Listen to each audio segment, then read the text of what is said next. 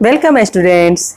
आज हम लोग पढ़ेंगे एक बहुत ही शिक्षाप्रद और प्रेरणादायक कविता जिसका नाम है हिमालय। इस कविता के रचनाकार हैं सोहनलाल द्विवेदी। स्टूडेंट्स, जैसा कि आप जानते हैं, हिमालय पर्वत दुनिया का सबसे ऊंचा पर्वत है और यह हमारे देश के उत्तर में स्थित है, जो कि हमारे देश की रक्षा विदेशी आक्रमणकारियों और शत्रुओं से करता है। यह हमारे देश के लिए ढाल का काम करता है। तो आइए इस सुंदर कविता का आनंद लेते हैं और इससे प्रेरणा लेते हैं जीवन पथ पर आगे बढ़ने की। इस वीडियो को अंत तक देखें और लाइक करना ना भूलें। नए हैं तो इस चैनल को सब्सक्राइब कर दें और बेल आइकन को प्रेस करें ताकि सभी वीडियोस की नोटिफिकेशन आप तक सबसे पहले पहुंचे। खड़ा हिमालय बता रहा है, डरो न आंधी पानी में, खड़े रहो तुम अविचल होकर सब संकट तूफानी में। डिगो न अपने प्रण से तो तुम सब कुछ पा सकते हो प्यारे, तुम भी ऊंचे उठ सकते हो, छू सकते हो नभ के तारे। अचल रहा जो अपने पथ पर लाख मुसीबत आने में, मिली सफलता जग में उसको जीने में मर जाने में। अविचल मतलब स्थिर या दृढ़, अचल मतलब अडिग, डिगो मतलब हटो, जग मतलब संसार या दुनिया, मुसीबत मतलब कठिनाई या विपत्ति, सफलता मतलब कामयाबी या कार्य का पूरा होना, नभ मतलब आकाश और प्रण मतलब प्रतिज्ञा।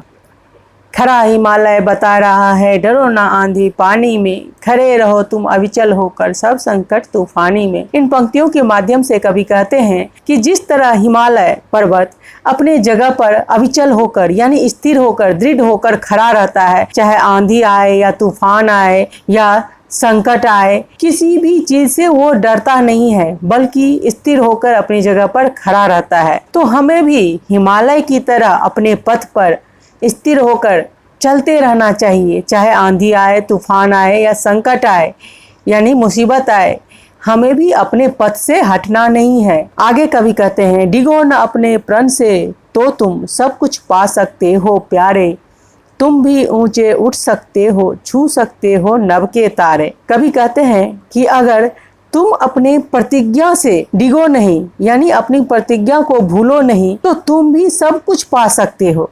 जो भी तुम पाना चाहते हो दुनिया में वो सब कुछ पा सकते हो।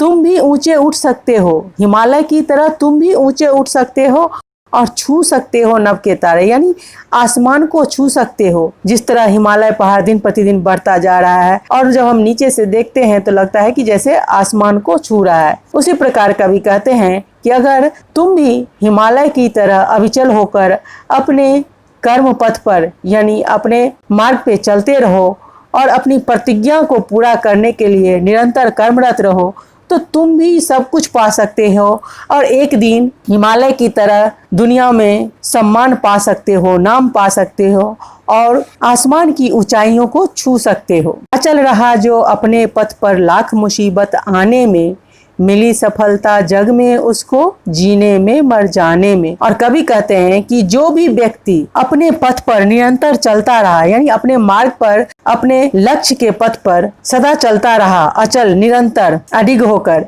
बिना डरे, चाहे कितनी भी कठिनाई आई या मुसीबतें आई, उन सब को पार करता हुआ जो निरंतर अपने पथ पर चलता रहा, अपने मार्ग पर चलता रहा, उसी को इस दुनिया में, इस संसार में सफलता मिली है, जीकर या मर जाने के बाद भी। तो इस प्रकार इस कविता के माध्यम से कवि हमें हिमालय की तरह अटल, अचल और अडिग रहकर अपने कर्म पथ पर निरंतर आगे बढ़ने की प्रेरणा देते हैं और कहते हैं कि चाहे किसी भी प्रकार का आंधी आए, तूफान आए, संकट आए, कोई भी मुसीबत आए, अगर हम बिना डरे अपनी प्रतिज्ञा को पूरा करते हुए अपने कर्म पथ पर निरंतर आगे बढ़ते रहें, तो हम एक दिन जरूर सफल होंगे और आसमान की ऊंचाइयों को छू पाएंगे और वो सफलता प्राप्त कर पाएंगे जिसका संकल्प हमने अपने मन में कर रखा है।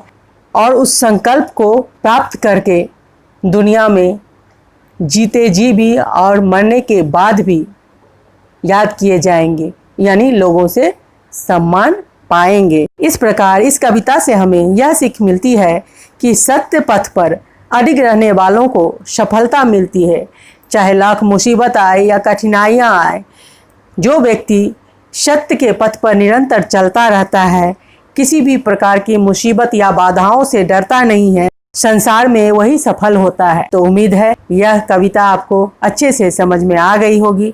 अगर यह कविता आपको अच्छे से समझ में आ गई है तो फिर इस वीडियो को लाइक कर दें, अपने दोस्तों के साथ इसे ज़्यादा से ज़्यादा शेयर करें, और साथ ही अगर आप इस चैनल पे नए हैं तो इस चैनल को सब्सक्राइब कर दें, बेल आइकन को प्रेस कर दें, ताकि आने वाली सभी वीडियोज़ की नोटिफिकेशन आपको सबसे पहले मिले। धन्यवाद।